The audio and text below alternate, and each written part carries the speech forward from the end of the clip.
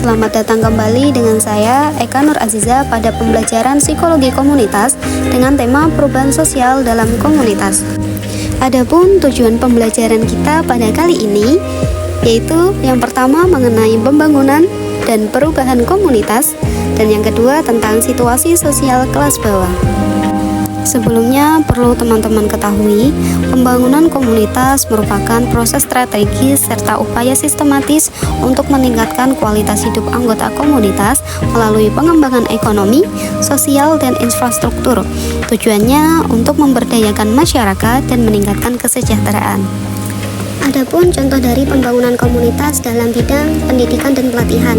Yang pertama, pendidikan formal seperti membangun dan meningkatkan fasilitas sekolah, menyediakan beasiswa.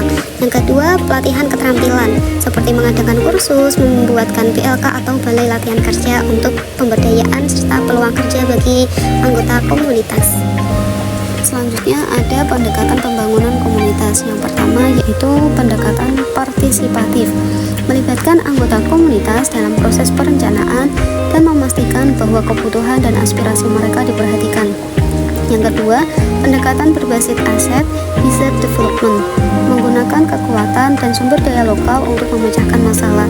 Dan yang ketiga, pendekatan kesejahteraan sosial, fokus pada kesejahteraan individu dan keluarga melalui bantuan sosial. Yang kedua yaitu teori sistem sosial, menganalisis bagaimana elemen-elemen dalam masyarakat saling berinteraksi dan mempengaruhi perubahan. Selanjutnya, teori perubahan sosial terdapat dua teori. Yang pertama, teori modernisasi, menjelaskan bagaimana masyarakat bergerak dari masyarakat tradisional menuju masyarakat industri modern.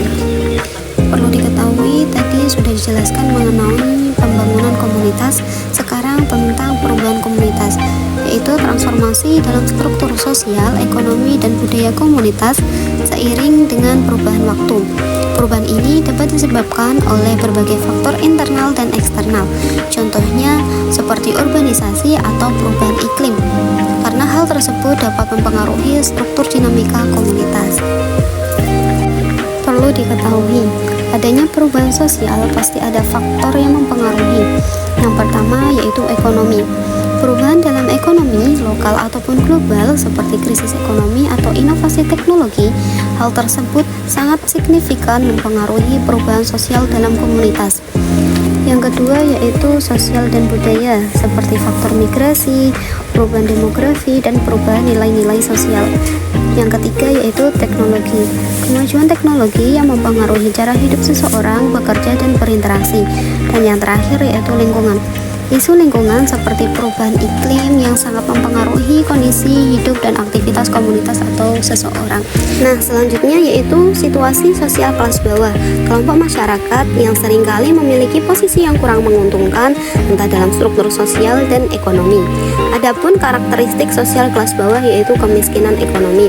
Nah, seringkali kemiskinan ini ditandai dengan pendapatan yang rendah, kekurangan dalam artian kekurangan dalam makanan atau kebutuhan pokok lainnya. Yang kedua yaitu keterbatasan akses, bisa dari akses pendidikan yang berkualitas, layanan kesehatan, serta peluang kerja yang baik. Selanjutnya yaitu perumahan yang tidak memadai. Kelas bawah seringkali tinggal di lingkungan dengan perumahan yang buruk, kurangnya fasilitas, kurangnya kondisi lingkungan yang sehat.